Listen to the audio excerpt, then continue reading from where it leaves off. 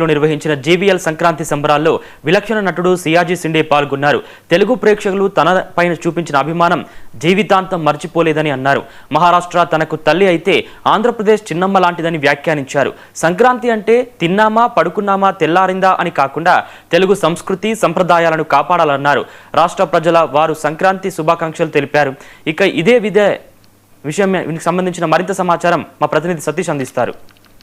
ఆంధ్ర యూనివర్సిటీలో జీవీఎల్ ఆధ్వర్యంలో నడుస్తున్న సంక్రాంతి సంబరాలు కదా. సంక్రాంతి ఇదొక జాతరలాగా నడుస్తుంది సార్. మొత్తం విశాఖ వాస్తులందరూ కూడా మీరు ఏర్పాటు చేసిన సంక్రాంతి సంబరాలు అంటారు కాదు, సంక్రాంతి సంబరాలు కాదు, ఇది ఒక జాతరలాగా నడుస్తుంది. ఎవరు కూడా ఊర్లోకి వెళ్ళడం కూడా మనిషి మొత్తం ఇక్కడ ఉన్నారు. అసలు ఇది ఎలాగ అనిపిస్తుంది సార్ మీకు? చాలా సంతోషంగా ఉంది. సంక్రాంతి తెలుగువారి, ముఖ్యంగా మన రాష్ట్ర ప్రజల అతిపెద్ద పండుగ. ఈ పండుగ సమిష్టిగా జరుపుకునే విధంగా ఇక్కడ లక్షల సంఖ్యలో ఇక్కడికి ప్రజలు వస్తున్నారు. ఇక్కడ గ్రామీణ వాతావరణాన్ని స్వయంగా అనుభూతి చెంది ఇక్కడ యజ్ఞయాగాది కార్యక్రమాలు చేస్తే వాటిలో మరి దేవుడి అనుగ్రహం పొంది సాయంత్రం పూట ప్రతిరోజు ఒక 4 గంటల పాటు వినోద సాంస్కృతిక కార్యక్రమాలు చూస్తూ ప్రజలు చాలా చక్కగా ఆనందిస్తున్నారు. ఈరోజు ఉదయం భోగి మంటలు వేసి పెద్ద ఎత్తున ఇక్కడికి విశాఖవాసులు తరలి రావటం జరిగింది.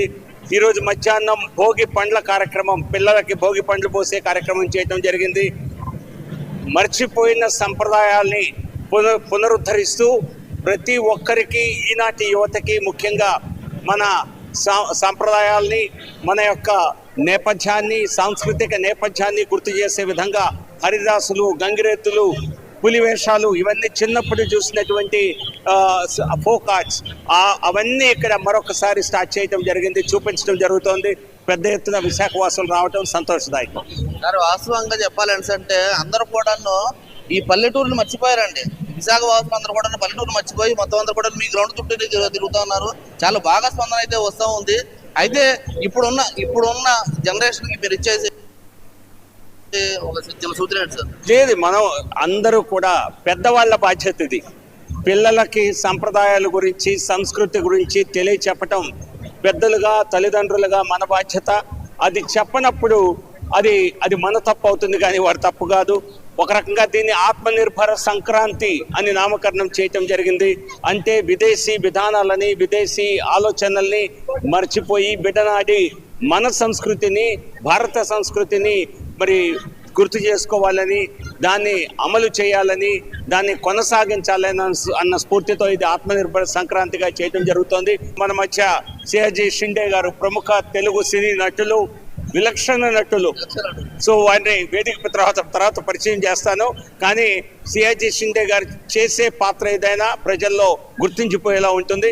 అందుకే వారిని ఈరోజు కూడా ఇక్కడ ఆహ్వానిస్తే మా ఆహ్వానాన్ని మన్నించి వచ్చారు. వారికి ప్రత్యేకమైనటువంటి ధన్యవాదాలు తెలియజేస్తున్నాను. ఇక్కడికి ఈరోజు పూర్తిగా బొంబాయి నుంచి ప్రత్యేకంగా ఈ కార్యక్రమంలో పాల్గొనడం కోసం వారు ఈరోజు ముంబై నుంచి ఇక్కడికి రావడం జరిగింది. ఈ పాల్గొని మళ్ళీ రేపు వెళ్ళిపోతారు. సో ఈ కార్యక్రమానికి ప్రత్యేకంగా వచ్చినందుకు సియాజీ షిండే గారికి, వారిని ఇక్కడికి తీసుకువచ్చినటువంటి మన ప్రముఖులు కృష్ణప్రసాద్ గారికి, వారి మిత్రులకి అందరికీ కూడా ధన్యవాదాలు. సార్, సియాజీ షిండే గారు నమస్తే అండి. తెలుగులో చాలా సినిమాలు చేశారు, చాలా వాటికి మీరు డబ్బింగ్ చెప్పుకున్నారు. మీకు తెలుగు వస్తుందా? తెలుగు వస్తుంది. ఇంతమంది జనాలు, ఆంధ్ర ప్రజలు ఆంధ్రలో ఒకసారి మనసు పెట్టారని మనసులో తీసేరు. ఆ విషయం కూడా మీకు తెలుసు. ఇప్పటికే మిమ్మల్ని గుండెల్లో పెట్టుకుని చూసుకుంటూ ఉంటారు. వీళ్ళందరినీ ఇక్కడ సంక్రాంతి సంబరాలకి వచ్చారు. వీళ్ళందరూ చూసిన మీకు ఎలా అనిపిస్తుంది సార్?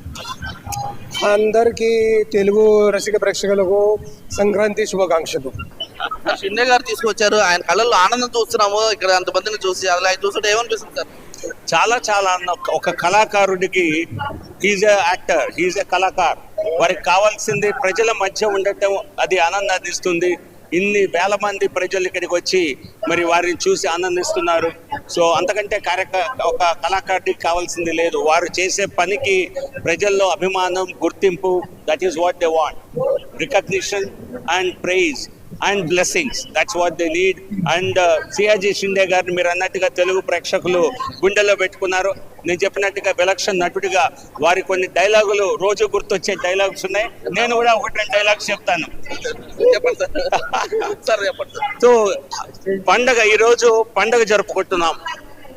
పండగ అంటే సంవత్సరానికి ఒక్కసారి వచ్చే దాన్ని మనం సంస్కృతి గుర్తు చేసుకోవాలి. సాంప్రదాయాలు గుర్తు చేసుకోవాలి. అంతేగాని తిన్నామా పడుకున్నామా తెల్లారిందా అన్నట్టుగా ఉండకూడదు. ప్రతి పండగని కూడా ప్రతి ఒక్కరూ చాలా చాలా గుర్తుండిపోయేలా మరి జీవితం మరవలేని విధంగా జరుపుకోవాలి. అది ప్రత్యేకమైనటువంటి ఒక డైలాగ్ వారి తిన్నామా పడుకున్నామా తెల్లారిందా.